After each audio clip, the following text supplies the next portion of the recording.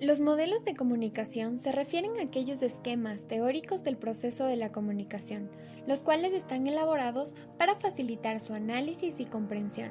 Es decir, el modelo es cómo funciona la comunicación.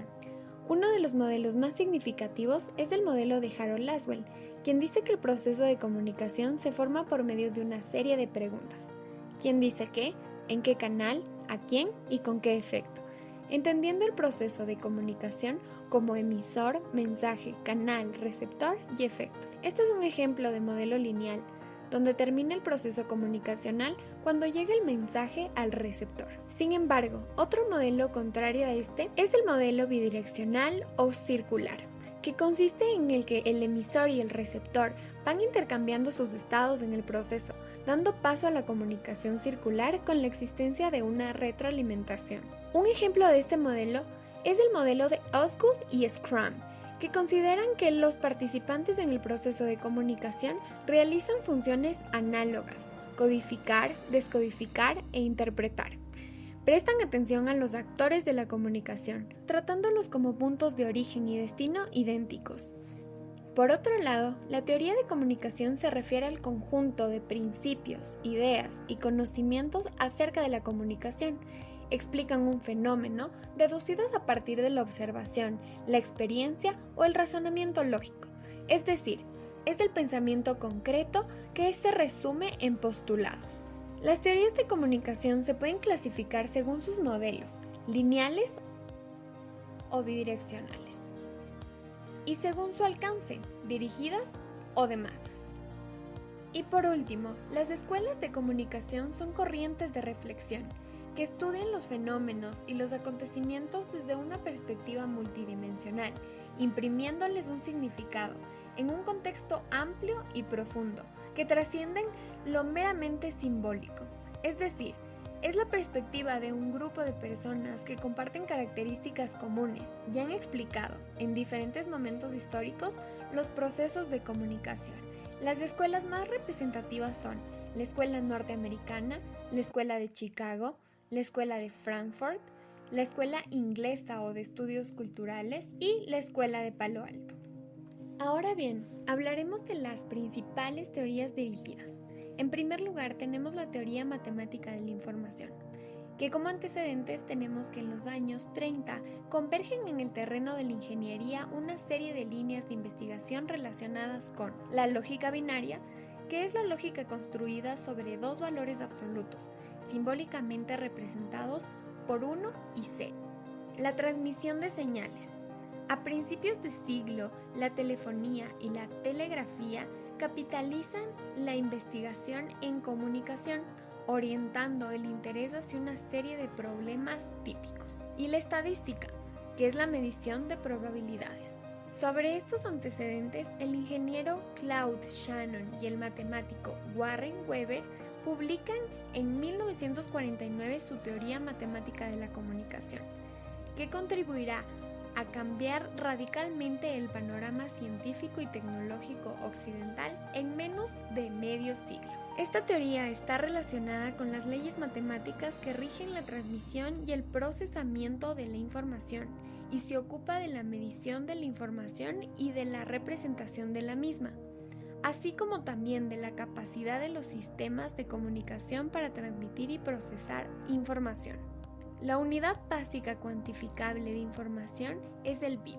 La comunicación es definida por Shannon y Weber como la transmisión de la información en un mensaje entre dos instancias, el receptor y emisor, por medio de un canal en el contexto que afecta a la transmisión. La fuente o repertorio es el conjunto de signos disponibles para construir el mensaje y el tipo de relación que existe entre ellos. El emisor es una instancia objetiva que no tiene que ver con un sujeto, sino con una función. Es el punto de partida de la transmisión. La señal es el carácter o símbolo que es objeto de transmisión. Unidades de transmisión discretas, cuantificables y computables. Es el conjunto de señales seleccionando por la acción del emisor.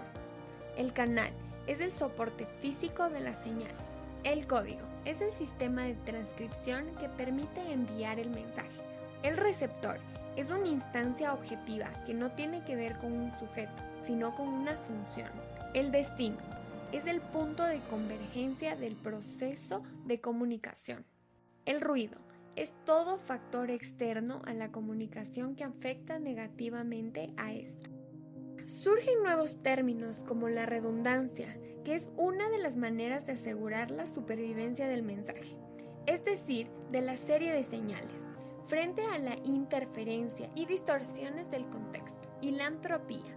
La entropía es una función siempre creciente en la naturaleza, o lo que es lo mismo. El desorden es siempre más probable que el orden, y consecuentemente todos los sistemas evolucionan hacia el desorden. En segundo lugar, tenemos a la teoría cibernética de la información. En 1947, Norbert Wiener, Ashby y Rosenbluth perfilan la disciplina que recibirá el nombre de cibernética. Wiener describe la cibernética como la ciencia de la comunicación y el control en el animal y en la máquina.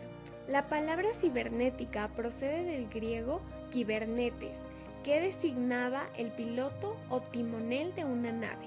La cibernética tiene que ver con el control y la comunicación en sistemas vivos, en máquinas y en estructuras organizadas.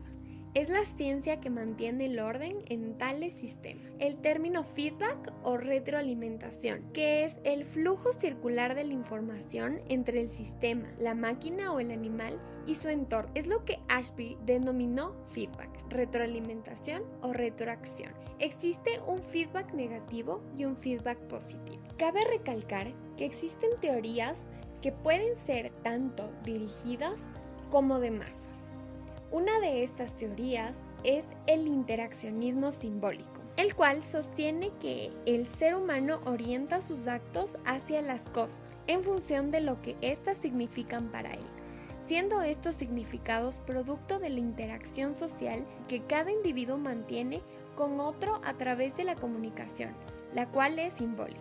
Esta teoría tiene antecedentes en la Escuela de Chicago, la cual surge en la década de 1920 como una corriente de psicología social contraria a los presupuestos denominantes en el conductismo. Concibe a la ciudad como un laboratorio social, donde resulta posible observar dinámicas de mestizaje, adaptación, conflicto e interacción grupal de una forma pragmática y concreta que no lograba la psicología conductista en sus laboratorios. Para la Escuela de Chicago, en cualquier caso, la psicología debe salir a la calle y aproximarse al individuo en el seno de su comunidad.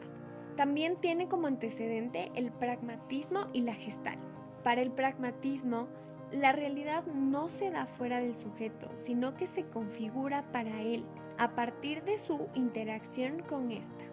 Y es así que el término de interaccionismo simbólico fue acuñado en 1937 por Herbert Plummer, quien estableció la premisa básica de esta conceptualización.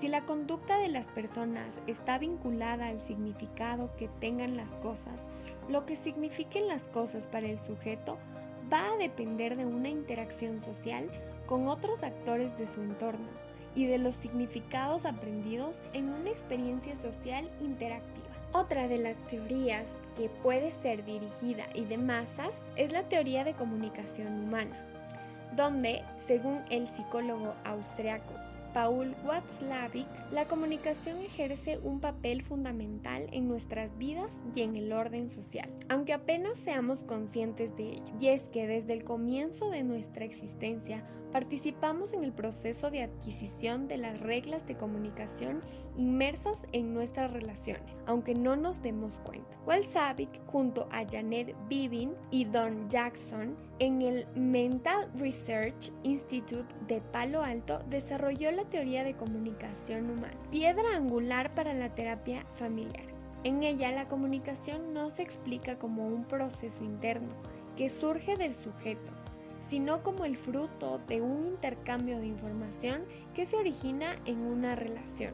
Propone 5 axiomas de comunicación, que son: 1. Es imposible no comunicar. Todo comportamiento es comunicativo. 2. La interacción entre contenido y relación. 3. Puntuación de secuencia en los hechos. 4. Comunicación digital y analógica. Y 5. Simetría y complementariedad en las interacciones. Y por último, tenemos a la teoría general de los sistemas, la cual es una teoría lógico-matemática, que se propone formular y derivar aquellos principios generales aplicables a todos los sistemas. Como antecedentes tenemos que la idea de sistema cuenta con una larga tradición, que se remota a los orígenes de la filosofía, la lógica y las matemáticas. En la década de los 40, la idea de sistema se perfila como un referente común para los intereses del investigador y de varias ciencias. El biólogo y matemático von Bertalanffy se planteó si era posible concebir una lógica de funcionamiento general para todo sistema, independientemente de su aplicación empírica. Se propone sustituir la idea de objeto por la de sistema. Las ciencias estudian sistemas y relaciones de sistema, no objetos aislados. Un sistema es un conjunto de elementos relacionados entre sí y con el medio ambiente. Es un modelo de naturaleza general, esto es, una representación conceptual de ciertos caracteres más bien universales de entidades observadas. Y el entorno es todo aquello que no es del sistema y que interviene necesariamente en su existencia. Entorno es también el ámbito de interacción de los sistemas. En la medida en que un sistema se relaciona con un entorno y cambia, es decir, evoluciona y tiene su propia historia. Este principio es la base de la ecología y de nuevos enfoques en sociología. La ecología y la sociología son ciencias basadas en el estudio de fenómenos de relación sistema-entorno y fenómenos de interacción entre sistemas en los que se producen dinámicas de organización. Como última instancia, hablaremos de las teorías de masas, donde la comunicación de masas es la interacción entre un emisor único y un receptor masivo a través de medios técnicos que comunican de manera indirecta y unilateral, es decir, no se realiza un cara a cara. Hace uso de los medios de comunicación como radio, internet, televisión, prensa escrita y entre otros. Para ello, la audiencia debe cumplir con 3 condiciones: ser extenso, heterogéneo, es decir, personas que cumplen distintos roles en la sociedad, y anónimo, un público poco específico, es decir, mensajes dirigidos a quien pueda interesar. La comunicación de masas se caracteriza por ser pública, veloz y transitoria. Existen 3 teorías que forman parte de la comunicación de masas. En primer lugar tenemos al funcionalismo, que surge en 1930, que se plantea como una corriente que indica que los medios de comunicación o emisores tienen la intención de causar efectos en el receptor. Además, esta teoría plantea que las principales características de los medios son conferir prestigio, reforzar normas sociales y crear una disfunción narcotizante. Finalmente, dentro de esta teoría se toman en cuenta la teoría de la aguja hipodérmica de Laswell, que habla sobre la manipulación de los medios, y también la teoría de usos y gratificaciones, que estudia qué efectos tienen las personas en los medios de comunicación. La siguiente teoría es la teoría del estructuralismo. Indica que la comunicación es producto del intercambio de significados a través del uso de signos que permiten construir mensajes. Plantea también que la interpretación de mensajes lleva a diferentes resultados, es decir, se centra en el mensaje y su interpretación. Asimismo, critica a los modelos lineales. En ella se habla del significado, que es lo que representa socialmente el signo, y el significante como la parte material del signo.